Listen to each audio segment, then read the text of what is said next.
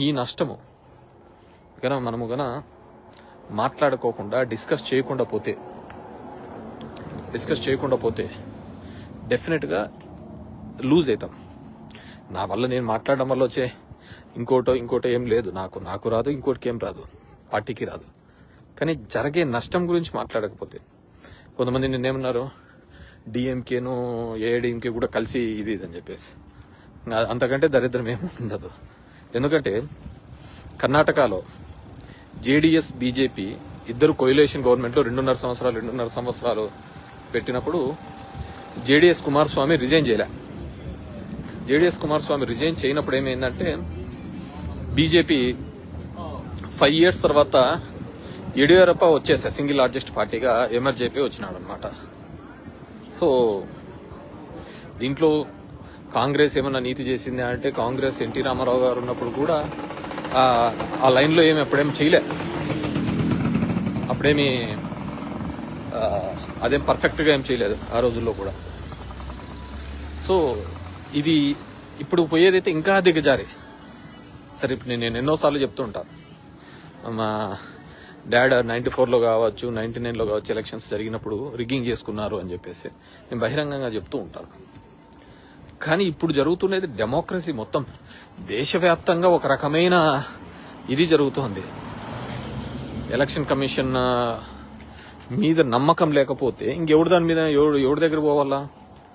Election commission మీద ఈ దేశంలో ఇప్పుడు జరుగుతున్న దానిలో ఎంతమందికి నమ్మకం ఉంది చెప్పండి? కామన్గా ఆలోచించే వాళ్ళకి ఎవరికి నమ్మకం లేదు. సో ఎనీహో ఇది ఒక డిస్కషన్ లాగా మనం మాట్లాడకపోతే ఖచ్చితంగా రాబోయే తరాలకు మనం అన్యాయం చేసిన వాళ్ళం, నష్టం చేసిన వాళ్ళం అవుతాం. మాట్లాడలేని తనం మన చేతగానితనంగా మిగిలిపోయే ప్రమాదం ఉంటుంది. కాబట్టి సో ఐ రిక్వెస్ట్ అందరూ కూడా ఒక డిస్కషన్, దీంట్లో నష్టం వచ్చేది ఏంది లేదు. How central is acting on us. వాళ్ళకున్న ఈడీలను కానీ, సిబిఐలను కానీ, ఇన్కమ్ ట్యాక్స్ని కానీ, లాస్ట్కు గొగోయ్ అనే అతను ఒక 3 జడ్జిమెంట్ల తర్వాత అతన్ని రాజ్యసభకి ఇచ్చినారు. రాజ్యసభలో అతని అటెండెన్స్ పర్సెంటేజ్ 52%. అతను ఒక డిస్కషన్లో కూడా పాల్గొన్నాడని ఇచ్చినాడు. అంటే ఒక 2-3 తీర్పులు ఇచ్చిన తర్వాత అలా రాజ్యసభలు ఇచ్చుకుంటా, పదవులు ఇచ్చుకుంటా పోతున్నట్టే ఇంకా దాంట్లో ఏమున్నట్టు నాకు అర్థం కావటం లేదు.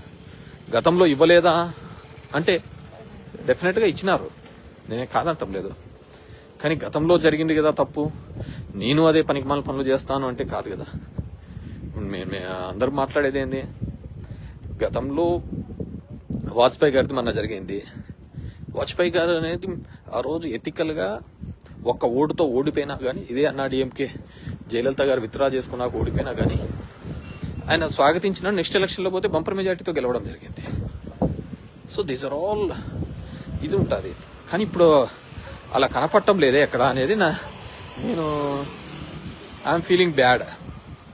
ఎందుకంటే షిండేని దించినారు, శివసేనలో తీసేసి ఎవడేం మాట్లాడలే. అజిత్ పవార్ బయటకు వచ్చినాడు శరద్ పవార్ నుంచి బయటికి, ఎవడేం దాని గురించి మాట్లాడటంలే. ఏదో జరిగిపోతుంది, నాది కాదు కదా అన్న విషయం. కానీ సరే, ఉత్తర భారతదేశంలో అది ఎట్లయినా పోని, కానీ సదరన్లో మనకున్నంత ఫీలింగ్ కానీ ఇంకోటి కానీ పొలిటికల్ మీద ఉన్న అవగాహన కానీ నార్త్లో వాళ్ళకి చాలా తక్కువ. నార్త్లో ఇంకా ఇప్పటికీ ఆ పాతకాలం లాగానే నడుస్తూ ఉంటుంది ఆ పెత్తందారి వ్యవస్థ ఆ విధంగా. కానీ మనకి ఇక్కడ చాలా అవేర్నెస్ వచ్చినాం. అయినప్పటికీ కూడా మనము దాని గురించి డిస్కస్ చేయకపోవడం, దాన్ని యాక్సెప్ట్ చేయడము అనేది I feel very bad. So డెఫినెట్గా తమిళనాడులో జరుగుతున్న రాజకీయాలుగా హోవర్ ఇప్పుడు అది లేకుంటే 5 ఏళ్ళు వదులుకోలేడా విజయ్కి? ఏమవుతుంది 5 ఏళ్లలో? అతను సక్సెస్ అవుతాడా, ఫెయిల్ అవుతాడా, జనం యొక్క ఆస్పిరేషన్స్ ప్రకారము నిలబడతాడా అని ఆ రోజు చూసుకోవాల్సిన అంశము.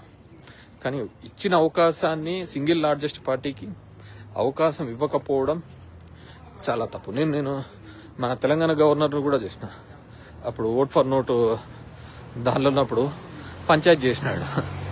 పంచాయత్ చేసి అప్పుడున్న ముఖ్యమంత్రి కేసీఆర్కి దీనిలకు I think it's not a governor's duty కాదు కదా అంటున్నా. ఇట్స్ గవర్నర్స్ డ్యూటీ కాదు కదా. గవర్నర్ డ్యూటీ చేసి పంచాయత్ చేసి ఎవరికి నష్టం లేకుండా ఒక అమికబుల్ సొల్యూషన్ ఇప్పించే కార్యక్రమం చేయడం జరిగింది.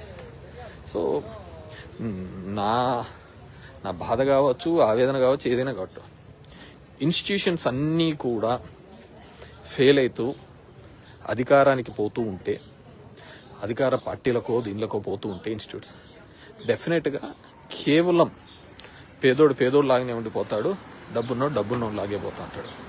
దానిలోకి నేను చెప్పినా ఇంకోటి చెప్పినా కానీ సో ఎవరి one has to discuss. Because 2 Dravidian పార్టీలు 50-60 సంవత్సరాలు వేరే పార్టీకి స్కోప్ లేకుండా రూల్ చేసిన ప్రాంతంలో ఈరోజు ఒక కొత్త పార్టీ ఎమర్జ్ అయింది.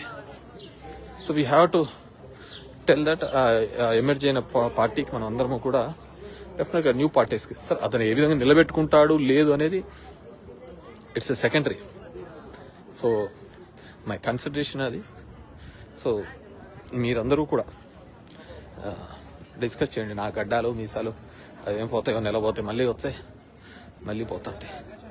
కానీ system has to live. System బతకపోతే ఇది ఉపాధ్యాయులు, మేధావులు మాట్లాడాలి కోసం. నేను రోడ్ల మీదకి వచ్చి కాదు, అట్లీస్ట్ డిస్కషన్ చేయండి. మాట్లాడడానికి కూడా భయపడతాండనే ఒక పరిస్థితులలో ఉంటే అంతకంటే ఘోరం ఏమి ఉండదు. So that's the reason I'm keeping this video because I have to tell hats off to the Vijay. 2 పార్టీల మధ్య ఎవరితోనూ పోను నేను అని చెప్పి బయటకు వచ్చి ఎమర్జినాడు. సో పర్సనల్గా అంటే కొత్తగా వచ్చిన సినిమా నుంచి బయటకు వచ్చిన తర్వాత ఆ కంఫర్ట్ జోన్ నుంచి, ఎందుకంటే సినిమాలలో అంతా పొగిడేది ఇవి తప్ప వేరేది ఉంటుంది, వాస్తవాలు చెప్పరు. అలాంటి సిస్టమ్ నుంచి బయటకు వచ్చి ఎమర్జీ ఫ్యామిలీ విషయంలో కావచ్చు, కరూర్లో జరిగిన ఇన్సిడెంట్లో కావచ్చు, నిలదొక్కుని కాంప్రమైజ్ అడిగినా కానీ ఇప్పుడు ఎక్కడో చెప్పారు కదా, పవన్ కళ్యాణ్ నాలాగనే డిప్యూటీ సీఎం ఇస్తారంట నీకు అని. కానీ హీ డిడ్ంట్ యాక్సెప్ట్. దాంట్లో ఆ కిక్ ఉండదు కదా సినిమాలలో. అట్లాంటిది నువ్వు వదిలిపెట్టేసి వచ్చి ఎవరికో తొత్తుగా లేకుంటే డిప్యూటీ సీఎం ఇస్తామనో లాంటి మంత్రి పదవి ఇచ్చేదానిలకు you can enjoy your beautiful cinema కెరీర్ని ఎంజాయ్ చేసుకుంటూ ఉండొచ్చు. కానీ ఇలా అందరినీ రోడ్ల మీదకి లాగేనంటే ఇప్పుడు చిరంజీవి ఉన్నాడు, నిలబెట్టినాడు, 18 మంది ఎంతో గెలిచారు, తర్వాత రియలైజ్ అయినాడు మన వల్ల కాదు ఇది అని చెప్పేసి వెళ్ళిపోయినాడు. అట్లా చాలా మంది వచ్చారు పోయినాడు. ఇప్పుడు రజనీకాంత్ ఉన్నాడు, అసలు డేర్ చేయలేకపోయినాడు. ఎన్నేళ్ల నుంచి పార్టీ మీటింగ్లని వాళ్ళ ఫ్యాన్స్ మీటింగ్ అని ఎన్నో మీటింగ్స్ పెట్టా, బట్ సక్సెస్ కాలేకపోయినాడు కదా రజనీకాంత్. సో దిస్ అనదర్ ఒక గ్రేట్ ఎగ్జాంపుల్. అంటే చాలా మంది పవన్ కళ్యాణ్కి 21 గెలిచినాడు, ఇట్స్ 0 సీట్ల నుంచి బయటకు వచ్చినాడు. 0 సీట్ల నుంచి అతను ఏం రాలే, అతను ఇంకో పార్టీకి మద్దతు తెలపడం, అది ఏ విధంగా జరిగిందో అందరికీ ఎలక్షన్స్ తెలిసినదే. కానీ విజయ్ వచ్చిన తీరు వేరు. అతను ఒకని దుర్భాషలు అనేది కానీ ఎక్కడైనా మాట్లాడినప్పుడు కూడా అంకుల్, స్టాలిన్ అంకుల్ ఎలా ఉన్నారు సార్, ఈ విధంగా మాట్లాడుకుంటూ వచ్చినాడు. కానీ సర్కాస్టిక్గా కులం మీద కానీ, మతం మీద కానీ, జాతి మీద కానీ, నా కులమోట్లు నాకేయాలని కానీ, ఇది పాలిటిక్స్లో నెక్స్ట్ జనరేషన్ వాళ్ళు ఎక్స్పెక్ట్ చేసేది ఇది కదా.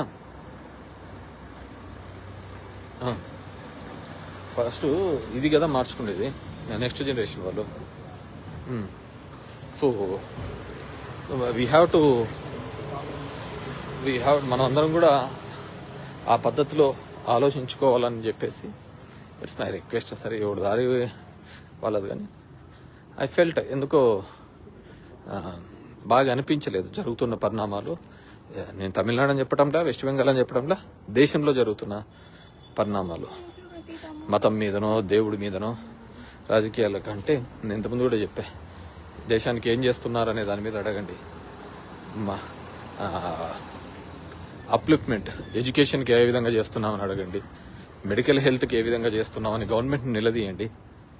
దీనిలో కానీ ఊరికి గాలి కబుర్లకు, గాలి మాటలకు ఇది అని చెప్పేసి మన దాంట్లో చూస్తున్నాం. ఆంధ్రప్రదేశ్లో అమరావతి ఏమైతుంది? అమరావతి వెళ్ళకలా మా ఊర్లో వాళ్ళది ఏం బాగుపడరు కదా.